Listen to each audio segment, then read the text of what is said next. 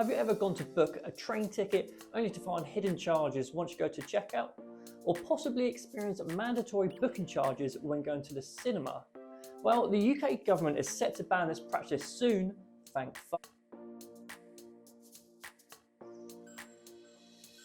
My name is Jack Revis, and on this week's episode of Tax Tidbits, we are talking about drip pricing. Drip pricing is the practice where online shoppers are initially shown one price but encounter additional hidden charges at checkout. The ban is to be included in part of the Digital Markets Competition and Consumers Bill going through Parliament as a result of a lack of transparency in business prices. The proposed rules will require mandatory fees to be included in the headline prices online in an aim to prevent these hidden costs. The bill will also target fake reviews and ensure consistent pricing per unit to allow consumers to better compare products. These changes are expected to come into effect in the spring, so we should be rid of these pesky charges soon. The UK's major airports, including Heathrow, Gatwick and Manchester, are expected to miss the 1st of June deadline to increase the 100ml limit on liquids in hand luggage. The government has mandated the installation of new security scanners that would allow passengers to carry more liquid in their hand luggage. However, these airports have experienced delays in installation due to the scanners' cost, supply chain issues and staff training. As a result of this, some lanes at these airports will continue to use their current scanners, which could cause potential confusion for passengers, especially during the summer holidays. So if you are travelling through one of these airports this summer, make sure to check ahead what you can actually bring so you're not left high and dry. Walkers have recently filed in a VAT dispute to classify Sensations poppadoms as a side dish rather than a crisp. You may be thinking, what on earth has that got to do with VAT?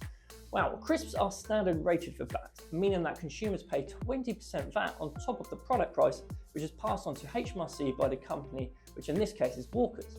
Many other food items, including side dishes, are zero rated for VAT, meaning no VAT can be charged or passed on to HMRC in relation to that specific product. In other words, Walkers wanted the poppadoms to be classed as a side dish, so they had to pay less VAT. Walkers came armed with a survey results agreeing with their case and argued that they should be eaten with dips and chutneys, which meant the product required further preparation in comparison to other crisps. HMRC found this was not consistent to their own advertisements, which showed people eating the snack straight out of the bag, and ultimately ruled that they should be treated as crisps for VAT purposes. Ofgem is currently reviewing energy standing charges after a public consultation received over 20,000 responses. This consultation aimed to discuss potential changes to the system and addresses customer frustrations over increasing charges. Currently, households pay a capped fixed daily charge to cover the cost of connecting to a supply, which has doubled in most areas over the last 2 years. There is talk of moving this charge to be included in the usage charges so that those that use more will pay more and those that use less can reduce this charge. Ofgem is planning to use the responses to aid their approach and will announce their next steps in due course. Royal Mail is considering reducing the number of days it delivers letters from 6 to either 5 or 3 days per week. This is part of a reform aimed to address the reduced volume of letters and increasing number of parcel deliveries.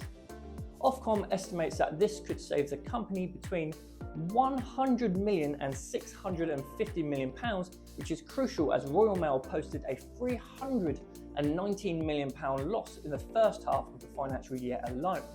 It is clear from these numbers that some kind of reform is needed, though they are legally obliged to deliver their current 6-day service, so any reforms would have to be government-backed. Well, that is the last story I have for you on this week's episode of Tax Tidbits, but thank you for joining me, and if you like this video, please make sure to give it a thumbs up and subscribe to our channel, and I will see you again next week.